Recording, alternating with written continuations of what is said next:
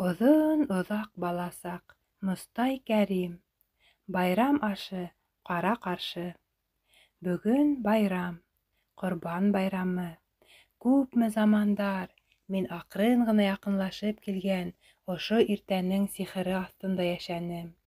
Уның шаңдығы алыҫ офоҡ ситендәге аҡ болоттарҙа сағылып уйнаған таң нурҙары һымаҡ әллә ҡасан инде минең иләҫ күңелемә килеп һырылды. Ҡояш әле сығып та етмәгән. Донъя инде яп-яҡты. Тап бына шулай килә Ҡорбан байрамы. Үҙе әле ары, шауҡымы инде бире. Уҙған төндә мине оҙаҡ йоҡо алманы. Башымдан төрлө уйҙар уҙҙы. Байрам килгәс тә, ерҙә бөтә нәмә кинәт үҙгәрер төҫлө тойолдо миңә. Оло инәйем һөйләгән әкиәттәге һымаҡ, ут менән һыу бергә ҡушылыр, бүреләр менән һарыҡтар аралашып бер көтөүҙә йөрөр, яуыздар изгегә, дошмандар дуҫҡа әйләнер. Быға мин ҡыуанам да, бер аҙ шикләнәм дә, һарыҡтар өсөн борсолам. Аңғармаҫтан ғына уларҙы мәкерле бүреләр быуып ташламағайы. Ут өсөн дә хәүефләнәм, абайламаҫтан һыу үҙен һүндереп ҡуймағайы. Дуҫтар өсөн дә күңелем урынында уҡ түгел. Дошмандар хәйлә ҡороп, үҙҙәрен харап итмәгәйе, тим.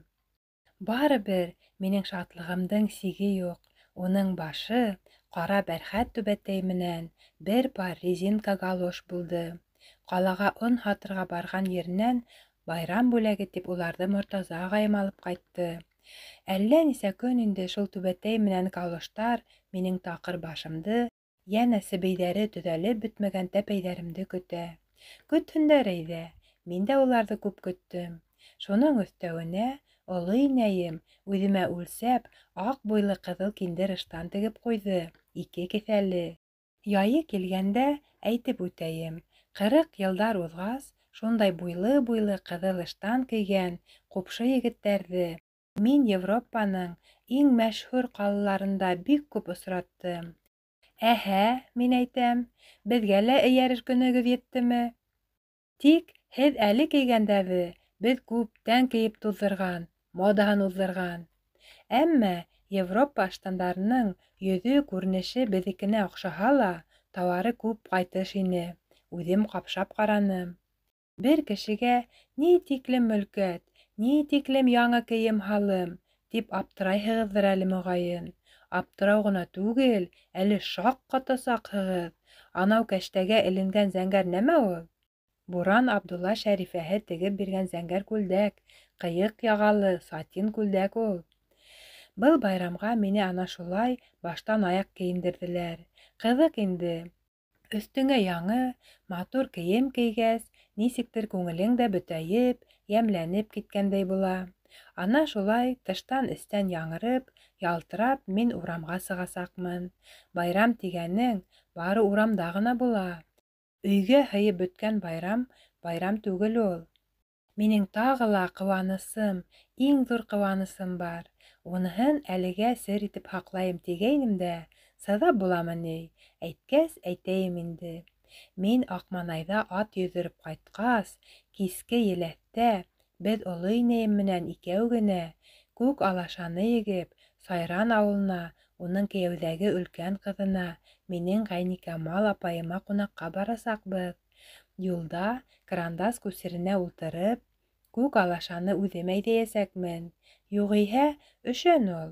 Ҡунаҡ егете булғас, Сайранда оло инәйем менән мине лә өйҙән өйгә ашҡа йөрөтәсәктәр, түр башына ултыртасаҡтар. Түр башында ултырған бар, уныһын килештереп була. Бына ҡасан ул ҡара бәрхәт түбәтәй, резинка галош, ҡыҙыл ыштан, зәңгәр сатин күлдәк сайрандарға кемдең кемлеген төшөндөрөп бирәсәк. Ағас күрке япраҡ, әҙәм күрке сепрәк, тине бер саҡ оло инәйем. Шулай булғас, һиҙгәнһегеҙҙер инде, кем арҡаһында мин батша малайы урынына суҡтай итеп шулай кейенеп алғанмын. Оло инәйем арҡаһында. Ҡорбан ғәйтенә барыусылар туҡталып тәкбир әйтә-әйтә түбән осҡа мәсет яғына үтеп китте. Минең атайым да сығып уларға ҡушылды. Иртәнге сәй ғәйеттән һуң эселә. Бездә бөгөн тары табикмәге бешкән. Олы инәйемдең ҡулы тейһә, унан майҙар тамып торасаҡ. Ниндәй һәйбәт нәмә, байрам. Яңы ыштандың бер кеҫәһенә көнбағыш, бер кеҫәһенә кипкән муйыл тултырып, мин ҡапҡа төбөнә сығып баҫтым.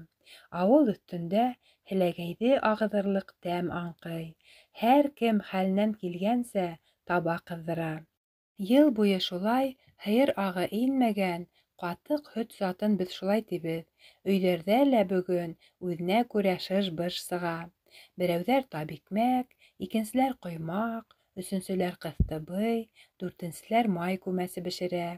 Бер аҙҙан был еңел-елпе аштарҙың еҫе таралып бөтөр-бөтмәҫ үк һауаға бешкән ит еҫе күтәреләсәк.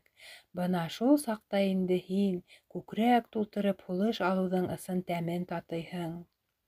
Баш осомда ғына ҡарлуғастар ҡыйпылып үтә. Йәшел үлән өҫтөндә турғайҙар һикерешә. Әйтерһең, ҡоштар ҙа кешеләр байрамын байрам итә. Эй, кендек! Эй, Рукавказ! Был Шәһиҙулла тауышы. Шәһибәктәр тыҡры яғынан килә. Мине саҡыра. Үҙе күренмәй. Шәһиҙулла беҙҙең башлығыбыҙ.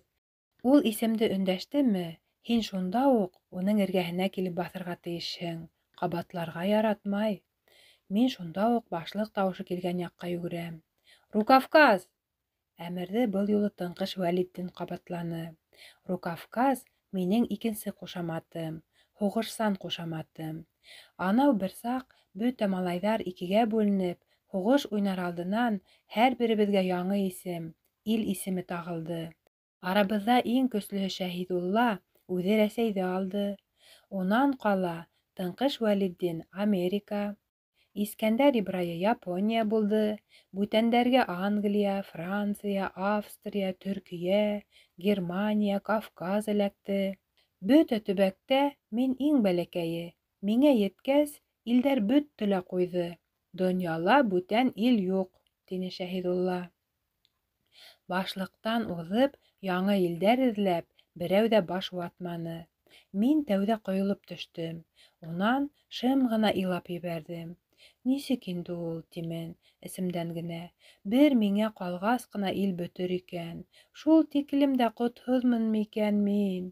Бүтәндәр ил-ил булып, рәхәтләнеп һуғышып йөрөгәндә, бер яңғыҙың, исемһеҙ, затһыҙ, ситтә тороп ҡал инде. Шәһиҙулла алыҫтаныраҡ булһа ла беҙгә нәҫел тейешле. Шуға күрә мине ҡыҙғанды ахырыһы. Ерән башын аҙыраҡ тырнап торғас, унан бик яҡшы бер һүҙ соҡоп сығарҙы. Онотҡанмын, малайҙар, ер шарында үтә ғәйрәтле, үтә ғәрсел, үтә хәтәр тағы ла бер ил бар. Ул да булһа Рукавказ. Кендек, һин Рукавказ. Теге Рукавказ ғәрселдерме, юҡтырмы, белмәйем. Ә миндә иһә ғәрселлек саманан ашҡан. Шәһиҙулла миңә аҙыраҡ төрттөрөп китте буғай. Шуға ҡарамаҫтан, был юлы хатта теге мәсхәрә ҡушаматты әйтеүенә лә үсекләшмәнем. Береһен төшөрмәй, икенсеһен күтәреп булмай, ти атайым. Харап икән, кендек. Рукавказ 1000 кендеккә лә бирешерлек түгел. Байрам иртәһендә башлыҡ, моғайын, һуғышсан оран һалғандыр. Тоҡ-томалға Рукавказ тип ҡысҡырмаҫ. Мин барып еткәндә, малайҙар тыҡрыҡ тулы ине инде. Тик Әсғәт кенә юҡ. Ҡайһылары көнбағыш яра, ҡайһылары сертләтеп кипкән муйыл сәйнәй. Тә-тә-тә-тә, тине Ибрай, мине бер ҡат әйләнеп сығып. Мәкәрйәнән килгән күпеңме ни? Көмөш сылбырлы сәғәте генә юҡ. Хәйер, сылбыры бында аҫылынып тора икән. Ул минең байтаҡ уҡ һалынып төшкән ыштан бауын тартты. Ярай, ыштан сиселмәне. Ибрай, ул минең дуҫым Әсғәттең бер туған ағаһы. Нишләптер, үҙе миңә гел ҡанығып тора. Шәһиҙулла башта минең килеүемә лә, өҫ башыма ла артыҡ иғтибар итмәне. Тик ҡулы менән ишара яһап, Ибрайҙы ғына минең эргәнән ҡыуып ебәрҙе. Нимәгә шулай 2 ыштан балағың бүлтәйеп сыҡҡан? Был һорауҙы бер аҙҙан һуң эйәген сөйөп кенә башлыҡ бирҙе. Бер кеҫәлә көнбағыш, Шәһидулла ағай, икенсеһендә кипкән муйыл. Көнбағыш шундай эре, лекарь урыҫы Тимофей килтергәйне. Һин ыштанһыҙ, барыбер кешегә өләшеп бөтөрөрһөң. Көнбағышын да, муйылын да күсер минең кеҫәләргә. Уның өр-яңы йәшел салбар кеҫәләренә мин тәүҙә көнбағышты, унан һуң кипкән муйылды үҙ устарым менән шатлана-шатлана ташыным. Бөртөгө ҡалмаһа ла үкенмәйем. Ашамаған ашмы? Ахырҙа үҙемдең сикһеҙ йомартлығымды һәм ихласлығымды раҫлау өсөн элек уң кеҫәмде, унан һул кеҫәмде әйләндереп күрһәттем. Шәп егет һин, һыҡмыр түгелһең, тип маҡтаны башлыҡ. Үҙенең оло усы менән бер ус көнбағыш, бер ус муйыл ҡайтарып бирҙе. Ысынлап та, була бит киң күңелле ғәҙел кешеләр. Шуларҙың береһе беҙҙең башлыҡ. Харап ирмәк ул Шәһидулла ағайым. Уйлап сығармаған уйыны, әйтмәгән йомағы юҡ уның. Бына әле лә уйын тиһәң уйын түгел, йомаҡ тиһәң йомаҡ түгел, бер мәрәкә тамаша уйлап сығарҙы. «Малайҙар!» — тине ул. Беҙ бөтәбеҙ ҙә уның ауыҙына төбәлдек. «Кем ыҙмаһы иң бейек, малайҙар?» Беҙҙең ҡараштарыбыҙ, әлбиттә, иң тәүҙә һатыусы Шәмсулланың сарҙаҡлы өйөнә йүнәлде. «Шәмсулланыҡы!» — тине һәр нәмәгә алдан тығылып барыусы Ибрай. Шунда уҡ Шәһидулланың ҡырлы дәү йоҙроғо тегенең яңағына килеп ҡунды. Беҙ аптырап, шымып ҡалдыҡ. Шул уҡ тауыш менән, шул уҡ һорауҙы ҡабатланы ул. «Кем ыҙмаһы иң бейек, малайҙар?» Был юлы башлыҡтың тиҫтере Тыңҡыш Вәлетдин үҙенең зирәклеген, тапҡырлығын күрһәтмәксе булды. «Хыт аҫ, хыт киҫ, иң дөрөҫөн үҙем әйтәм. Самай бейеге баҙар урамындағы Әхмәр мулланың ыҙмаһы. Ышанмаһаң, нимә буласағын Вәлетдин әйтеп бөтөрөргә лә өлгөрмәне, баяғы йоҙроҡ уның ҡолағын өтөп алды. Беҙҙе тамам ҡаушау алды. Ауылда беҙ белмәгән, беҙ күрмәгән, тик башлыҡтың үҙенә генә билдәле, бейектән-бейек өй барҙыр күрәһең. Тағы бер-ике малай Ташбулат ҡарт менән Әғләм тимерсенең өйөн атап, бәхет һынап ҡараны. Әммә уларҙың яуабына шул уҡ баһа бирелде. Ҡапыл ҡайҙандыр юғарынан төшөп, минең башыма иҫ киткес аҡыллы бер фекер килеп инде. Шул саҡ бөтә тәнемә рәхәт бер ҡалтырау таралды. Йөрәгем леп-леп тибә башланы. Бына хәҙер әйтәм дә, бөтә малайҙарҙы бер юлы ҡырып һалам. Мин белгәнде берәү ҙә белмәй. Үҙем дә һиҙмәҫтән, бөтә урамды яңғыратып һөрән һалдым. «Мәсет манараһы!» Башлыҡ тәүҙә шаҡ ҡатты. Бер ағарынды, бер бүртенде теге. Һипкелле танауына тир бәреп сыҡты. Бер талай ваҡыттан әлеге йоҙроҡ минең икмәк шүрлегенә, ауыҙ-морон тирәһен беҙ шулай тип йөрөтәбеҙ, йылт итеп килеп етте. Ләкин ҡағылманы, әкрен генә түбән төштө. «Мәсет — ул Хоҙай йорто», — тине башлыҡ. «Бындай ыҙмалар рәтенә инмәй. Шуны ла белмәйһең, иҫәүән». Күрәһең, телгә алғаным Хоҙай йорто булғанға, 5 бармаҡтан уҡмашҡан ҡырлы туҡмаҡ мине аяп үтте. Әммә Шәһидулланың иҫәп-самаларын мин ярайһы сыуалтып ташланым ахырыһы. Уйындың ҡыҙығы китте. Малайҙар арлы-бирле буталыша башланы. Ләкин башлыҡ сигенмәне. Уға иң дөрөҫ, иң тапҡыр, иң ғәҙел яуап кәрәк ине. Һуңғы тапҡыр һорайым. Кем ыҙмаһы иң бейек? Ауыҙ асып өндәшергә берәү ҙә баҙнат итмәне. Шомло тынлыҡ. Бары Тыңҡыш Вәлетдиндең танау тартҡаны ғына ишетелә. Шул саҡ уйынға ла, бәхәскә лә һирәк ҡатнаша торған малай, хәйләкәрлеге өсөн төлкө ҡушаматы йөрөткән Шайхаттар кинәт телгә килде. Ул бер һүҙҙе әйткәс, икенсеһен көтә-көтә арып бөтәһең. «Ҡайһы яҡтан ҡарайһың бит?» — тине төлкө. «Бер яҡтан ҡарағанда, Шәһидулла ағай, һеҙҙең ыҙманың ҡыйығы ҡалҡыу. Икенсе яҡтан ҡарағанда, мөрйәһе юғары. Шулай булғас, иң бейеге һеҙҙең ыҙма булып сыға инде. Һеҙҙең ыҙма!» Уға ҡушылып, тағы 2-3 малай ҡабатланы. «Һеҙҙең ыҙма! Һеҙҙең ыҙма! Иң бейеге һеҙҙең ыҙма!» Кемдер кәпәсә сөйөп ебәрҙе. Башлыҡтың йөҙө балҡып китте. Ерән сәс бөртөктәрендә ниндәйҙер баҡыр нурҙар сағылып уйнаны. Шулай ҙа бөтөнләй иреп төшкәнен күрһәтмәҫкә тырышты ул. Эре генә йомғаҡ яһап ҡуйҙы. Ана шулай, күрә белгән күҙгә күренә ул. Бейекте тәпәштән айыра белергә кәрәк. Ул теш араһынан сырт итеп төкөрөп ҡуйҙы, ә үҙе шайхаттар яғына әйләнеп тә ҡараманы. Күреп торабыҙ, ана, ҡаршыла ғына Шәһиҙулланың атаһы Кәшфулла ағайҙың бер яҡҡа янтая төшкән һалам түбәле тәпәш өйө ултыра. Урамға ҡараған ике тәҙрәнең береһенә аҫҡы өлгө урынына мендәр тығылған. Мөрйәһе лә әллә ҡайҙа китмәгән, әммә төтөнө тура сыға, бейек күтәрелә. Бик-бейек күтәрелә төтөнө. Ошондай иң тапҡыр, иң дөрөҫ, иң ғәҙел яуап табылғас, малайҙар хәстәрҙән бушап, иркенләп ҡалды. Күпме баш ватҡан булдыҡ. Баҡһаң, йомаҡтың асҡысы эргәлә генә торған икән. Минең эсемдә шулай ҙа бер төйөр ҡалды. Дөрөҫөн генә әйткәндә, кем ыҙмаһы бейек һуң әле? Тик үҫә төшкәс кенә мин ул һорауға бер сама яуап табасаҡмын. Кемдең йоҙроғо ҡаты, шуның ыҙмаһы бейек була. Мәсет манараһынан мәзиндең аҙан ауазы яңғыраны. Йәнемә яңынан байрам рухы ҡайтты. Ергә бөгөн шундай изге көн килде. Бөтә ыҙмалар ҙа бейек, бөтә әҙәмдәр ҙә тигеҙ. Ҡайҙалыр бик яҡында ғына ахыры, беҙҙең йәшел тау артында һарыҡтар менән бүреләр бер көтөүҙә йөрөй. Резинка галошлы, бәрхәт түбәтәйле, ҡыҙыл ыштанлы, зәңгәр сатин күлдәкле малай шул көтөүҙе көтөп йөрөй. Әле бүреләр, әле һарыҡтар килеп, уның ҡулын ялап китә.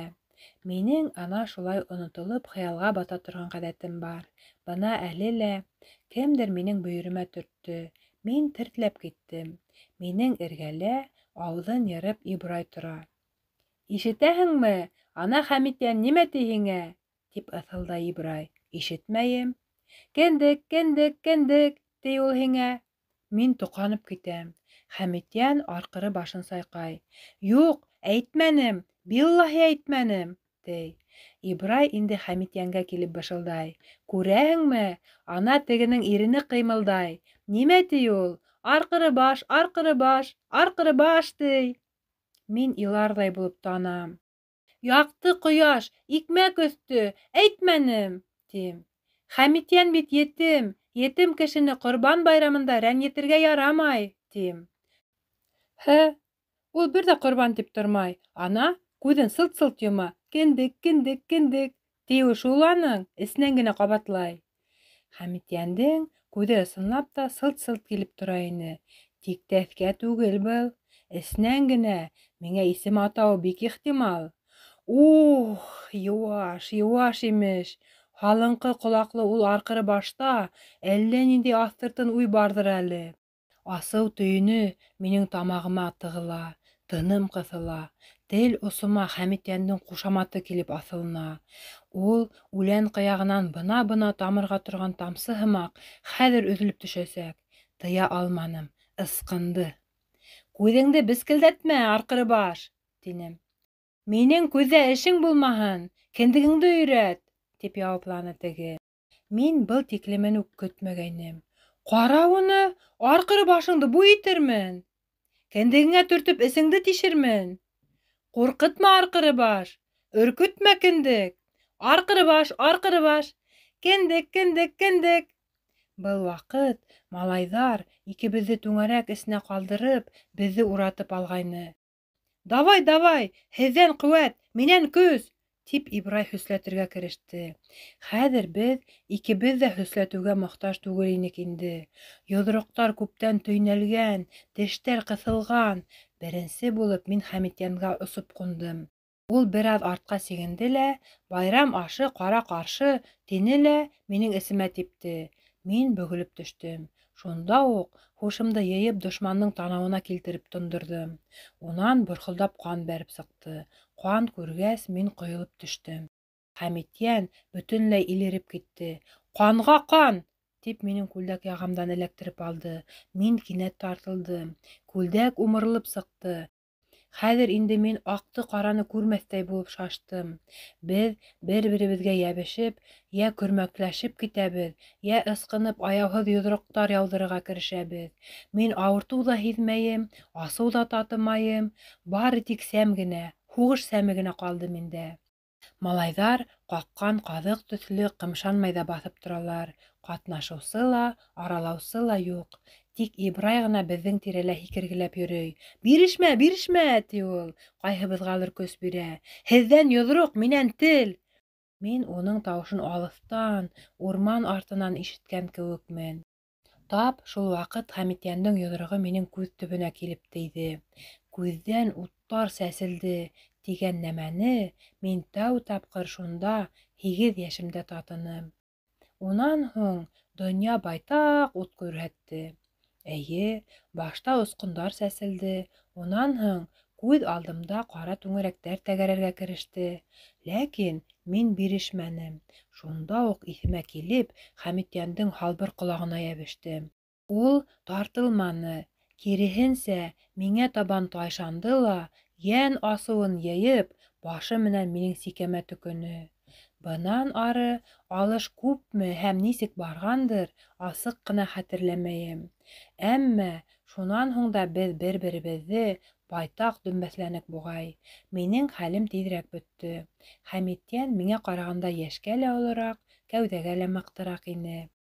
Ахырҙа, хәлем мөшкөлләгәнде самалап, ул мине ыштан бөрмәмдән алып, өйөрөлдөрөп йөрөттө лә һыртым менән ергә һуҡты. Ҡалаҡ һөйәгем аҫтына ҡаты, осло нәмә килеп төртөлдө. Күрәһең, ҡырлы таш булды. Минең һыным ҡатты. Ҡотороу сигенә еткән Хәмитйән минең күкрәгемә килеп тубыҡланды. Ауыҙ ситемдән ниндәйҙер йылы нәмә тәгәрәп сығып, битем буйлап йүгерҙе. Мин ҡайҙалыр батып барам. «Аралағыҙ беҙҙе, ҡотҡарығыҙ мине!» тип ҡысҡырмаҡсы итәм. Ҡысҡырырлыҡ хәлем юҡ. Беҙҙе әйләндереп баҫҡан малайҙар инде эреле-ваҡлы ҡаҡҡан ҡаҙыҡтарға әйләнгән. Ҡысҡырһам да ишетмәҫтәр. Бары күҙҙәре генә йылтырай. Улар ҙа ысын күҙ түгел, ботаҡ тишектәре икән. 44 йыл үткәс, быға оҡшаған хәл ғүмеремдә тағы бер тапҡыр ҡабатланды. Мине күрә алмаусы берәү ул саҡ услап минең өҫтөмә бысраҡтар ырғытты. Минең эшемде, шәхесемде, мөхәббәтемде кәмһетте. Йөрәгемде менеп тапаны. Йәнемдән ҡара ҡан эркелеп сыҡты. Ул көндө лә беҙҙе кешеләр текмәһе уратып алғайны. Бысраҡ һибеүсе, тәбиғәте менән йыуаш, бары минең үҙ арҡамда ғына сығырынан сыҡҡан бала, ә битараф ҡарап тороусылар бергә уйнап йөрөгән ғәмһеҙ аңра малайҙар түгел ине. Бергә хеҙмәт иткән, ҡайғы-шатлыҡ бүлешкән, яҙмыш уртаҡлашҡан оло кешеләр ине. Ҡурсаламаҫтармы, тип өмөт иттем, өндәшмәнеләр. Ә бит улар мине ихтирам итә, ҡайһы берҙәре хатта ярата кеүек ине. Ҡурҡтылармы? Әллә беҙгә эләгә тора бит, уға ла эләкһен әле, тинеләрме икән? Бәлки улар үҙҙәренсә хаҡлы ла булғандыр. Быға тиклем малайҙар ҡушаматымды әйтеп үсекләүҙән тыш, мине ерле юҡҡа ҡыйырһытманы. Дәүерәктәр ҡанат аҫтына ала килде. Хәҙер нимә булды һуң? Ниңә минең өҫтән берәү ҙә Хәмитйәнде тартып төшөрмәй? Баяғы күҙле ҡаҙыҡтар бер-береһен ҡыуып, түңәрәк тирәләп әйләнә башлай. Әйләнгән ерҙең үҙәге һымаҡ, уртала минең оло инәйем баҫып тора. Донъя яңынан үҙ урынына ултыра.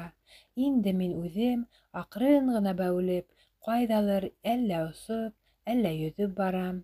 Яңағымда йомшаҡ, йылы нәмә һиҙәм. Был оло инәйемдең ус төбө. Мин уны шунда уҡ таныным.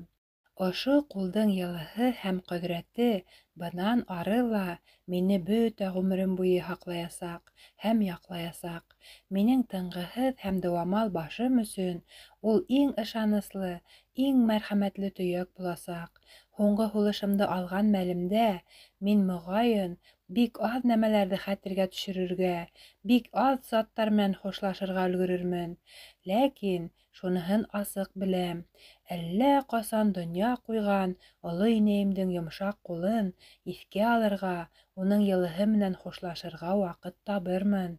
Башҡаса мөмкин түгел. Сәйер тынлыҡ эсендә әллә осоп, әллә йөҙөп барам. Башым оло инәйемдең ус төбөндә рәхәтләнеп ята.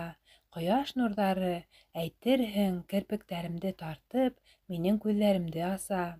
Мин башта бейек зәңгәр күкте, унан һуң оло инәйемдең хәсрәтле йөҙөн күрәм. Ул мине күтәреп бара. Моғайын, өйгә ҡайтып киләбеҙҙер. Мине урам яҡ өйгә, ҡунаҡ өйөнә һалдылар. Башҡа ваҡытта бында инеп йөрөү ҙә һирәк эләгә беҙгә. Хәҙер түр башында йомшаҡ түшәк өҫтөндә йәйелеп ятам.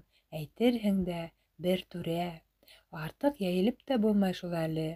Тын алған һайын ҡалаҡбаш һөйәген нимәлер яндырып өтөп ебәрә. Тамаҡ ҡырыр әмәл юҡ.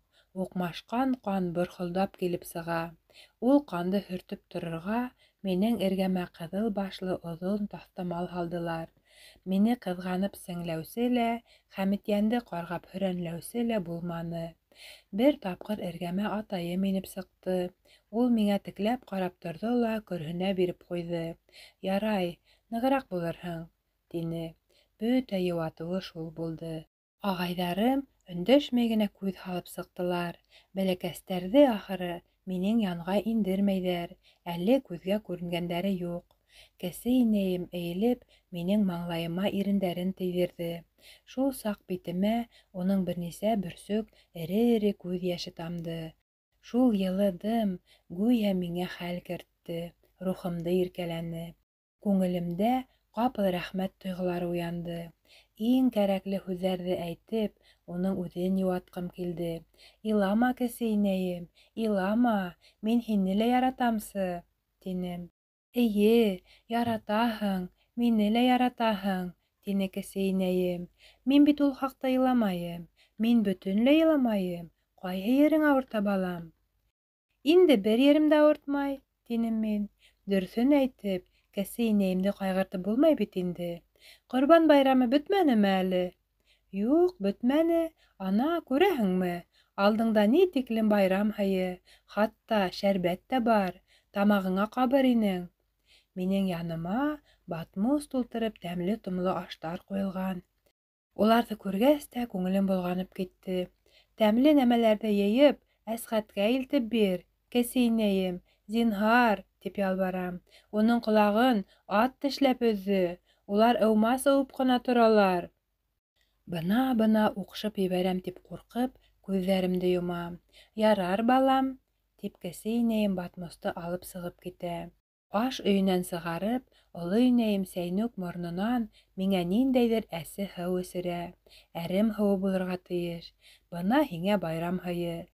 Ауыҙҙы бороп бара, ә үҙен уртлаған һайын уртлағы килә. «Талаҡ бауырыңа шифа булыр, эс, балам, эс», ти. Бер аҙҙан күңел өҫтө еңеләйеп китте.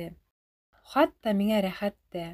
Мин инде Йәшелтау битендә иҫ киткес йәмле, аяҙ көндә көтөү көтәм. Ап-аҡ бөҙрә бәрәстәр һоро бүре балалары менән ҡыуышып, һикерешеп уйнап йөрөй. Тегеләр юрамал ғына бер-береһенең ҡолағын тешләгән булалар. Уларҙың инәләре менән аталары, оло һарыҡтар менән оло бүреләр бәпестәрҙең татыулығын һоҡланып, ситтән генә ҡарап тора. Ҡыуаныстарынан тамам ашауҙан яҙғандар. Ана бер аңра бүре балаһы иҫәр бәрәстең ҡойроғон тартты. Теге мәәлдәп бәлә һалырға кереште. Үҙе шунда уҡ сигенә биреп иптәшенең ҡабырғаһына килеп төкөнө. Быны күргән бөтә һарыҡтар сәмләнеп бүреләргә ташланды һәм күҙ асып йомғансы тегеләрҙе бер юлы быуып ҡырып һалды. Һарыҡтар ҡайҙалыр китеп юғалды. Тау битләүендә бары бүре үләкһәләре генә ятып ҡалды. Инде һыу менән ут мажараһы башланды. Тәүҙә улар икәүһе йәнәш килә. Һыу боролоп аға, ә ут ҡыҙыл ялдарын туҙғытып яр буйлап йүгерә. Йылға шундай шат, бәхетле, уның өҫтөнә уттың тылсымлы шәүләһе төшә. Мең төрлө нур уйнай һыу өҫтөндә. Үҙ матурлығына үҙе таң ҡалып, ҡайҙалыр ашыға бахыр йылға. Байрамғамы, туйғамы? Шатлығына сыҙай алмай һикергән бер тамсы яңылыш утҡа тамды. Тәкәббер ут быға үтә ғәрләнде. Ыҫылдап, шунда уҡ һыуға ябырылды. Тегеһе рәхим һорап, һүҙ әйтергә лә өлгөрә алманы. Томанға әйләнеп, йыһанға таралды. Үҙ тинтәклеге арҡаһында һыуҙан айырылған ут, асыуынанмы, үкенеүенәнме, белмәйем, йомғаҡ булып йомарланып, офоҡ ситенә табан тәгәрәне. Ана, әле булһа зәһәрен сәсә-сәсә тәгәрәп бара. Ерҙә тамсы һыу ҡалмаған. Һыу! Мә, балам, оло инәйем минең ирнемә баяғы сәйнүк морнон килтереп терәй. Шундай һәйбәт, тыныс йоҡланың, ти ул. Хәҙер инде иртәнсәк. Урам тәҙрәһенән минең битемә ҡояш төшә. Мин яй ғына ҡояшҡа табан боролам. Шул саҡ тәҙрә ҡаршыһында аҡрын ғына Хәмитйәндең арҡыры-таҡыр башы ҡалҡып сыға. Мин тәүҙә уның ҡаҡ түбәһен, унан ялбыр ҡолаҡтарын, бойоҡ ҡара күҙҙәрен шәйләнем. Мине күргәс, ул әллә иларға, әллә йылмайырға итте, өҫкө ирене ҡалтырап ҡуйҙы. Унан яҫы маңлайын һаҡ ҡына тәҙрә быялаһына терәп ҡатып ҡалды. Мин дә уға һүҙ ҡушманым. Юҡ, асыуҙан түгел, хәлем мөшкөллөктән өндәшә алманым. Хәмитйәнде оло инәйем дә күрҙе. Әммә уның да теле һүҙ әйтмәне, ҡулы ишара яһаманы. Беҙ Хәмитйән менән бик оҙаҡ шулай йөҙгә-йөҙ килеп торҙоҡ. Уның күҙҙәрендәге ҡайғыны күреп сыҙай алмай, мин башымды икенсе яҡҡа борҙом. Бына һиңә байрам, тип уйлап ятам мин. Ниңә шулай икән ул? Байрам осоронда әҙәмдәр бер-береһен шәйләрен етә. Былтыр һабан туйында Ҡаранйылға гармунсыһын ҡаланан килгән бер зимагор хәнйәр менән сәсте. Теге гармунсы сатан булып ҡалды. Яҙ көнө ташыу ҡаршылау йомаһында Ҡыҙҙар тауында үҙебеҙҙең ауыл егеттәре урамға урам ҡаршы килеп, ҡанға туҙып һуғышты. Әле ҡышын ғына Ябалаҡ урамында туй осоронда әҙәм үлтерҙеләр. Хатта тула өмәһендә лә түбәләшеп алырға яй табалар. Ыҙғыш-ҡырылыш сығарыр өсөн кешеләр әйтерһең байрамды ғына көтөп торалар. Йыл буйына бөтәйтеп кейгән иң матур кейемдәрен бер-береһенә ташланып өҙгәләйҙәр. Бысраталар, ҡанға мансыйҙар, яман һүҙҙәр әйтешәләр, сибәр йөҙҙәренә йәрәхәттәр һалалар.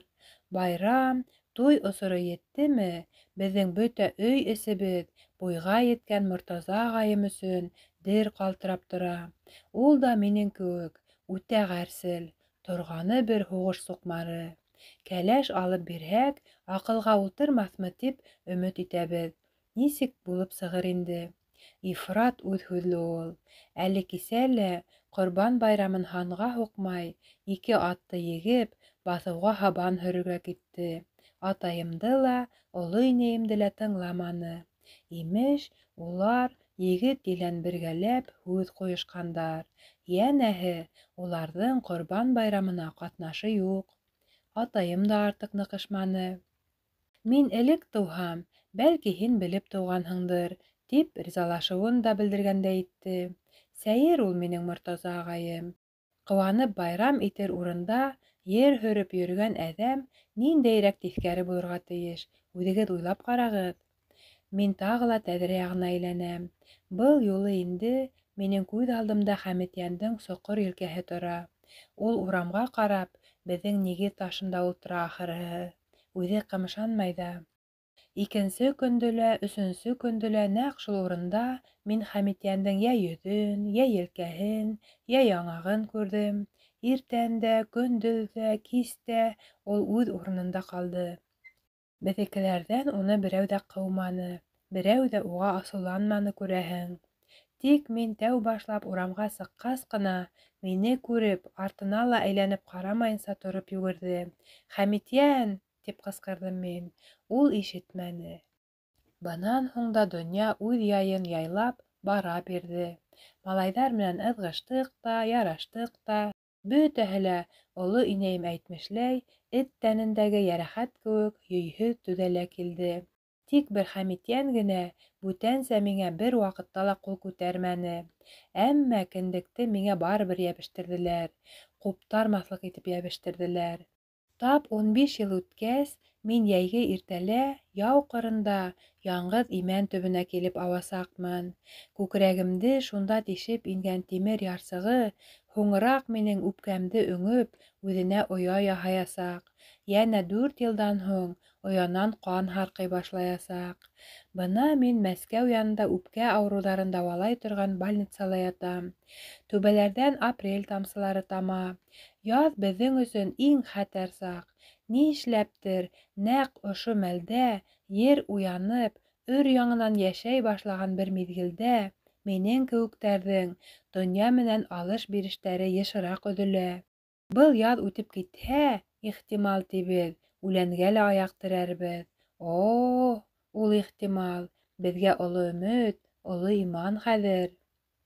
Мотоцикл менән ниндәйҙер милиционер килгән, һеҙҙе һорай, инһенме, тип килеп әйттеләр миңә. Кем? Милиционер? Бар гонаһтарым өсөн бер юлы яуап алырға килгәндер, тип шаярған булдым мин. Инһен әйҙә.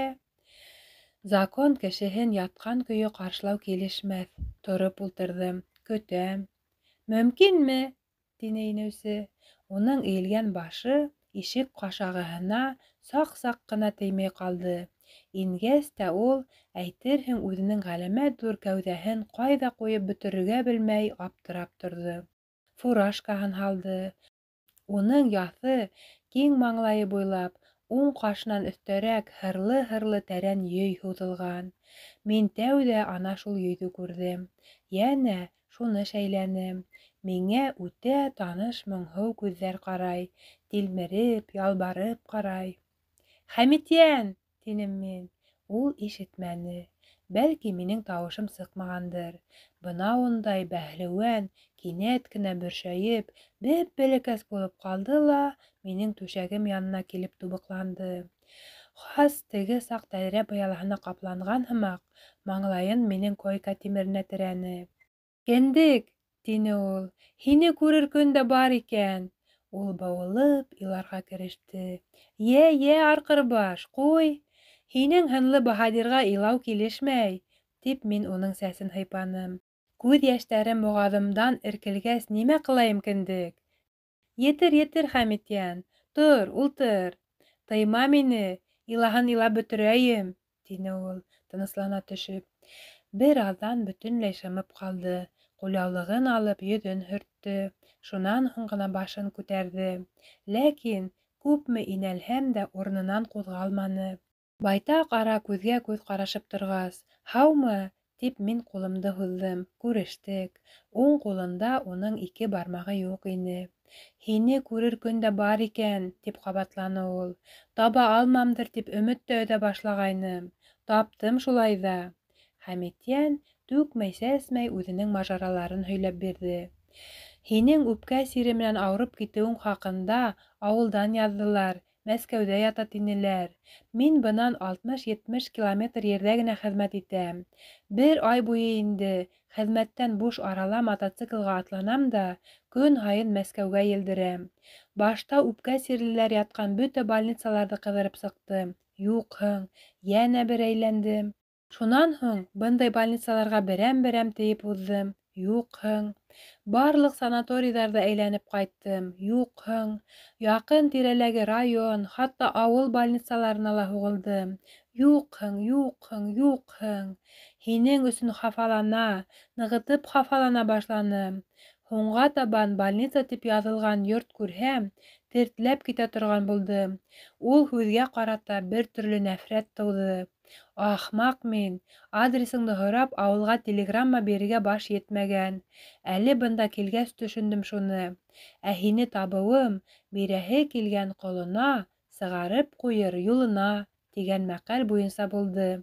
Әле бая гына фартка ҡул һелтәп, Мәскәүҙән сығып килгәндә, бер бисәкәй ултырт әле тип ҡул күтәрҙе. Исмаһам берәүгә игелегем тейһен тип ултырттым. Һөйләшә торғас, уның ошонда сестра булып эшләүен аңланым. Һинең хаҡта һораштым, белмәй. Байтаҡ урау булһа ла, теҙгенде был яҡҡа тарттым. Бына, насип булғас күрештек. Хәмитйән бөтөнләй тынысланды булырға тейеш. Уның тауышы ла хәҙер талғын ағыла. Ләкин был тышҡы тыныслыҡ күпкә барманы. Баяғыса уҡ хәсрәт һәм хәүеф тулы күҙҙәрен миңә төбәнелә. «Кендек!» — тине ул үҙәк өҙгөс әрнеүле тауыш менән. «Һинең сиреңдең сәбәпсеһе мин бит. Теге саҡ күкрәгеңде менеп тапамаһам, һин был көнгә төшмәҫ инең. Мин ғәйепле. Ғәфү ит тип әйтә алмайым. Мине ғәфү итеүҙән һиңә еңел булмаясаҡ. Уныһын беләм. Миңә ғәфү кәрәкмәй ҙә, тейеш тә түгел. Тик һин шуны ғына бел, шуны ғына күр. Һинең өсөн мин бергә яфаланам, бергә өмөт итәм, бергә ышанам. Әгәр мөмкин булһа, бер үпкәмде киҫеп, ярты йәнемде ярып бирер инем. Мин һине эҙләгәндә, шуны тәүәккәлләнем. Бәлки, докторҙар минең бер үпкәне һиңә күсереп ҡуялырҙар. Кендек? Хәҙер был эште башҡара алалар тиҙәр бит. Әйтеп ҡарайыҡ докторҙарға. «Иҫәр һин арҡыры баш!» тип йыуатмаҡсы иттем мин уны. Беренсенән, докторҙар хәҙергә иҫке үпкәне генә киҫеп ташлай беләләр, яңыһын ҡуя алмайҙар. Икенсенән, минең үпкәне бит фашист тимере тишеп үтте. Бәләнең башы шунда. «Не виноват военкомат, виноват гитлеризм» тигән йырҙы ишеткәнең барҙыр бит? Ошоноң шикелле һинең ҡатнашың юҡ бында. Беләм, немец тимере хаҡында ла, кем виноват хаҡында ла беләм. Әгәр теге саҡ имгәнеп ҡалмаған булһаң, шул бармаҡ осонда йүнһеҙ тимер ярсығына ғына бирешер инеме ни һинең үпкә? Затың ундай түгел һинең. Һеҙҙең затты юҡҡа ғына имән үҙәкле тип йөрөтмәйҙәр бит. «Ах, сабый саҡ, һантый саҡ!» тип көрһөндө ул. Хәмитйәнде өгөт менән түгел, асыу менән генә еңеп була торғайны. Мин шуны хәтерләнем. «Нимә һин арҡыры баш? Минең баш осонда сеңләргә тотондоң әле?» тип екерендем булдыра алғанса. «Мин бит үлергә йыйынмайым. Һин баянан бирле күҙеңдән дә, ауыҙыңдан да һеләгәй ағыҙаһың». «Үлмәйәсәкһең дә», тип раҫланы Хәмитйән. «Ә һин минең күҙ йәштәремде, минең выждан ғазаптарымды кәмһетмә. Быныһы һиңә килешмәй». Хәмитйән миңә йәл булып китте.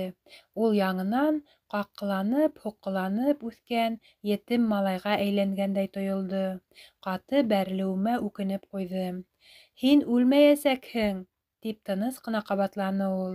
«Һиңә бер тапҡыр йыназа уҡылғайны инде. Хәҙергә сабыр итеп торһондар. Юғиһә йышыраҡҡа тура килер». «Ҡасан? Нисек? Ниңә? Белмәйһеңме ни?» «Юҡ». Мин аптырап ҡалдым. 1943 йылда берәү ҙә һөйләмәнеме ни һиңә? Һөйләмәне? Улайһа мин һөйләйемме? Һөйлә, үҙ йыназаң тураһында әңгәмә тыңлау ирмәктер ул. Хәмитйән минең өсөн йәнәһе имен бөткән, бүтән берәүҙәр өсөн үтә һәләкәтле тамамланған, күңелемә ғүмерлек яра һалған тарихты һөйләп китте. Ул китте. Һуңынан баш осомдағы тумбочка өҫтөндә газета ҡағыҙына төрөлгән төйөнсөккә күҙем төштө. Һаҡ ҡына сисеп ҡараным. Унда бөршәйеп бөткән һарғылт йәшел 2 алма ине. Ул китте. Шул беҙҙең һуңғы күрешеүебеҙ, һуңғы айырылышыуыбыҙ булды. Күп тә үтмәй, уның хаҡында ҡот осҡос ҡара хәбәр килде. Иҫерек бандиттарҙан йәш кенә бер ҡыҙҙы ҡурсалағанда, уның йөрәгенә бысаҡ ҡаҙағандар. Имеш-мимештәргә ҡарағанда, был көн ул хатта хеҙмәттә лә булмаған. Хәбәр миңә ваҡытында килеп юлыҡманы. Шунлыҡтан мин уны ерләргә лә бара алманым. Әле яңыраҡ ҡына миңә бер үпкәһен, ярты йәнен ярып бирергә килгән Хәмитйән, шулай итеп, бөтә ғүмерен бер юлы, бүтән бер ғүмерҙе һаҡлау өсөн биргән. Был хәбәрҙән һуң минең рухымды өҙлөкһөҙ ике хәсрәт таларға тотондо. Берҙән ғәжәйеп ҡорҙашымдың фажиғәле үлеме әрнетһә, икенсенән үҙ яҙмышым тынғы бирмәй. Хәмитйән һөйләгән нәмәләрҙән һуң мин үҙемде кем иҫәбенәлер ғүмер һөргәндәй, үтескә йәшәгәндәй хис итә башланым. Ошо уй торһам да, ятһам да мейемде игәй. Үтескә, үтескә, үтескә.